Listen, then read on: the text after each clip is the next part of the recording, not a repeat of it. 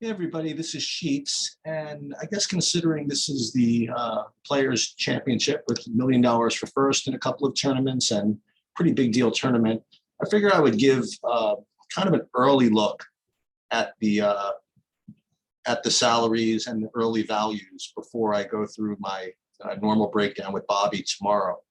I'm kind of showcasing my sheets over here on the screen, and I'm going to be going back and forth between this and the DK salaries over here, and just kind of seeing where it looks kind of early. Now, I'll just let you guys know that, don't pay attention to this ownership on the right. This is a very, very early look, and the way I average all my things, I use kind of like a zero. I don't know if this is too much information, but in any case, the early look of the ownership is always going to be way under projected. It won't even add up to 600 if I add them all.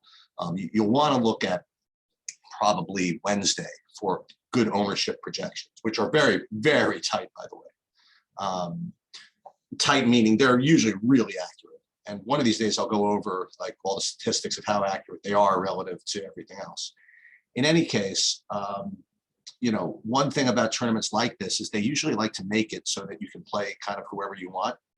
They make pricing somewhat soft, and I think this week is no exception. But I want to take kind of an early look at where my values are starting to show up. And as you'll see, right at the top, in extreme fashion, you'll see Matt Fitzpatrick showing up as an insane value.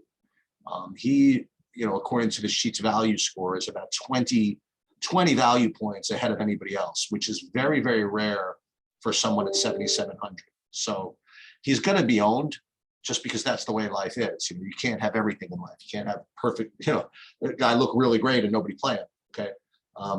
But nonetheless, he does rate to be an extremely strong play. The other thing you'll notice is that you got two guys kind of like combating for top play at the top of the salary board between Rahm and Thomas, as opposed to Morikawa and Hovland, who are, way down on the list. I mean, Rory's going to actually, just so you guys know, he's going to show up a little bit better than first glance. One of the projection models is actually I think is glitching and is under projecting him. So he's going to show up a little bit better, but I don't know if he's going to get up into these top two. But it's interesting to see that Rahm and Thomas are both very, very strong.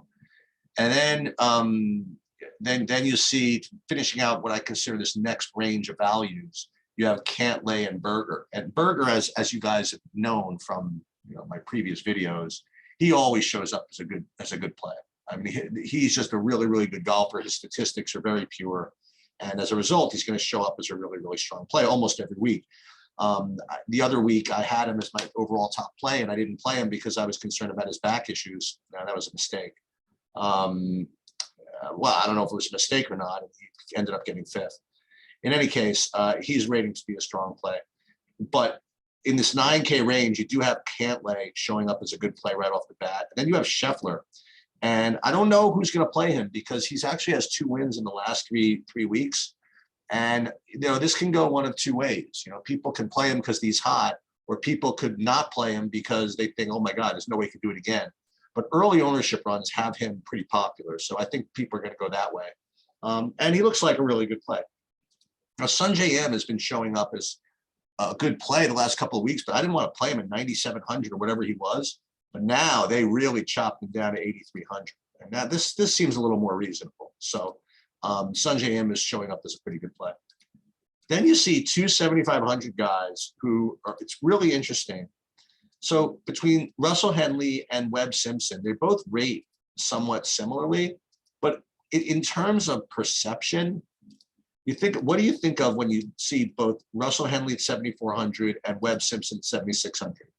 What you think of is Webb Simpson, oh my God, he's used to be 9,200, 9,500, competing for wins against the top guys. He's just been doing terrible, so the price has just been falling to kind of accommodate that. Do I want to take a shot at him now that he's 7,600, or are we just going to presume that Webb Simpson's is kind of bad right now? As opposed to like a Russell Henley at 7,400, and the perception of that is he's kind of pretty sharp. He's always a live dog at 7,400. He's one of those 7,500 guys that everybody always likes to play and get ownership. But the funny thing is that these two guys are both similarly projected. but they're perceived a lot differently. Okay, like I would say even though like ownership, let's just say it's about equal, I would say that more of the quote unquote sharper players are going to be opting for Henley as opposed to Simpson, because Henley's just that type of play. You know, he's like, oh, I want to play someone like Henley who's maybe trending up or consistent, as opposed to Webb Simpson, who we're trying to, you know, to coin a stock market term, you don't want to catch that falling knife of Webb Simpson. You know, people play him at 10K bust, 9K bust, 8K bust. Now he's 7,600. This is the time. You know, it's just a different type of play. So what I think you're going to see is, if you want to play Webb Simpson, what's cool about that type of play is that if you get that right, you're getting extra leverage over the sharp players, if that makes any sense. I do think that even though ownership is going to be similar between Henley and Simpson, I think that the ownership of Henley is going to be of a sharper player.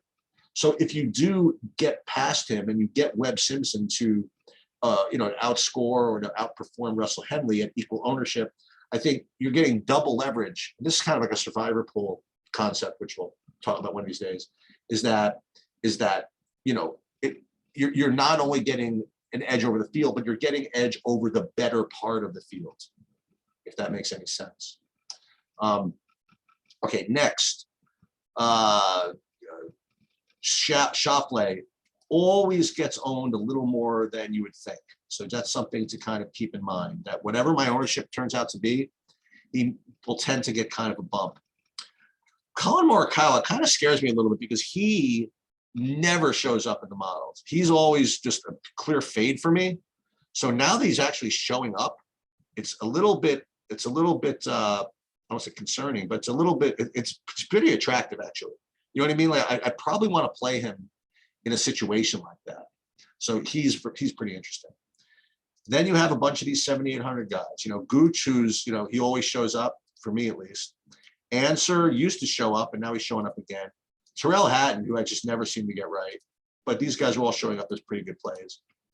And then you have Adam Scott, Paul Casey, Hoplin. I mean, you see it right over here. But I find it interesting that you know, actually it's not particularly surprising that these 7,700 guys look like really strong plays. Like going back, by the way, to Corey Connors. Like Corey Connors, you know, he's a really good ball striker, and he's always going to show up in the models. And he hasn't been getting that much ownership recently relative to what I thought he would. So I think that he's going to be a pretty strong play. Like if you want to play, for example, Connors and fade Fitzpatrick, I think that's pretty sharp. But remember, Fitzpatrick is going to project to be a really, really strong play. Okay. You'll also, one thing you'll notice is that there's nobody in the sub 7K range that's kind of showing up. The first guy is all the way down here, KH Lee and Brian Harmon. But that's very normal. I mean, it's very rare that you get the sub 7K guys show up in this, you know, this high in the rankings. Okay. The next thing I want to do is I want to look down to see if there's anybody that's rated really poorly. That's you know, like over 8K or something like that. Not really. I'm just kind of looking down here on the list here. Like Rory, again, I mentioned him, but that's going to change. Finau. Okay. Just want to scan through and see what to expect as projections kind of firm up a little bit. Sergio, I was kind of wrong about him, but I do still think that he has it in him, so to speak. And that's pretty much going to do it, I think, for my early look. You know, I think that you're going to be able to pick Rahm or Thomas. You might be able to play them both if that is what you want to do. Okay, like for example, you go in, if you played Rahm and Thomas, what does that give you? Boy, that's going to be tough, 7,100 apiece, you know, because those 7K guys are not really in the 7,100 range. They're more in the 7,500 and up range. So you're probably going to have to make a choice between two of those studs if you want to play them. Okay. But again, this is an early look, but I find this useful to me in preparing for my breakdown with Bobby and for when ownership's starting to tighten up. That'll do it for now. Good luck, everybody, and we'll do some more content on this in the next couple of days.